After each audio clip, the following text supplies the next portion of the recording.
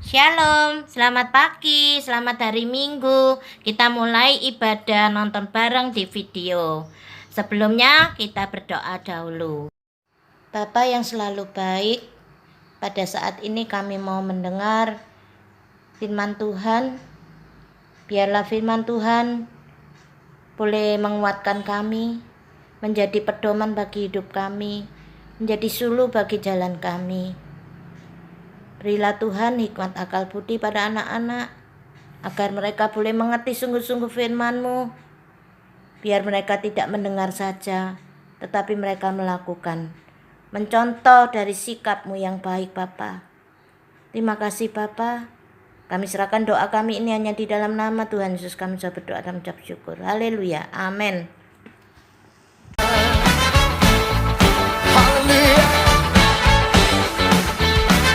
Langit dan bumi, langit dan bumi, pujilah Tuhan, sebab Dia ciptakan semuanya.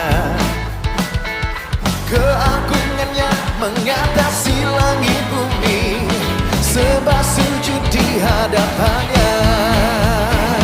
Ku puji, ku sembah, ku puji, ku sembah Yesus Kristus Sang Penebusku.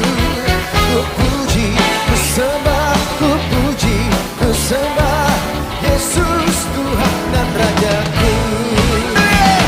Haleluya, amin. Haleluya, amin. Haleluya, amin. Haleluya, haleluya.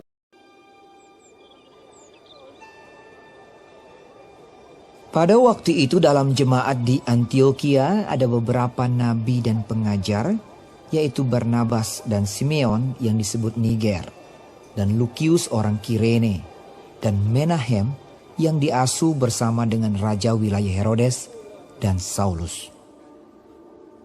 Pada suatu hari ketika mereka beribadah kepada Tuhan dan berpuasa, berkatalah Roh Kudus, Khususkanlah Barnabas dan Saulus bagiku untuk tugas yang telah kutentukan bagi mereka. Maka berpuasa dan berdoalah mereka. Dan setelah meletakkan tangan ke atas kedua orang itu, mereka membiarkan keduanya pergi. Oleh karena disuruh Roh Kudus, Barnabas dan Saulus berangkat ke Seleukia, dan dari situ mereka berlayar ke Siprus. Setiba di Salamis mereka memberitakan firman Allah di dalam rumah-rumah ibadat orang Yahudi. Dan Yohanes menyertai mereka sebagai pembantu mereka. Mereka mengelilingi seluruh pulau itu sampai ke Pafos. Di situ mereka bertemu dengan seorang Yahudi bernama Bar Yesus. Ia seorang tukang sihir dan nabi palsu. Ia adalah kawan gubernur pulau itu, Sergius Paulus, yang adalah orang cerdas. Gubernur itu memanggil Barnabas dan Saulus karena ia ingin mendengar firman Allah. Tetapi Elimas, demikianlah namanya dalam bahasa Yunani, tukang sihir itu, menghalang-halangi mereka dan berusaha membelokkan gubernur itu dari imannya. Tetapi Saulus, juga disebut Paulus, yang penuh dengan Roh Kudus, menatap dia dan berkata, Hai anak iblis, engkau penuh dengan rupa-rupa tipu muslihat dan kejahatan. Engkau musuh segala kebenaran. Tidakkah engkau akan berhenti membelokkan jalan Tuhan yang lurus itu?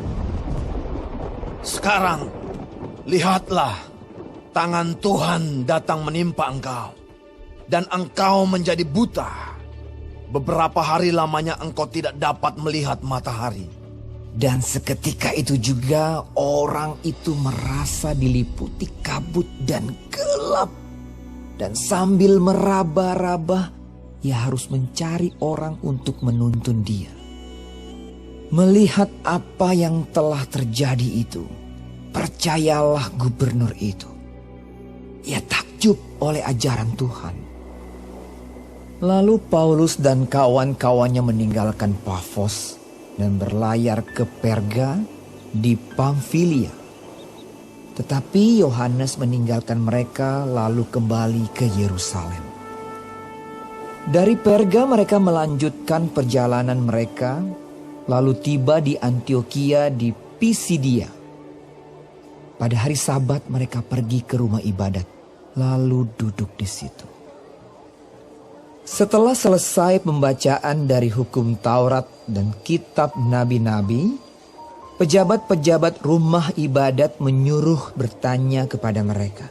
Saudara-saudara, jikalau saudara-saudara ada pesan untuk membangun dan menghibur umat ini, silakanlah.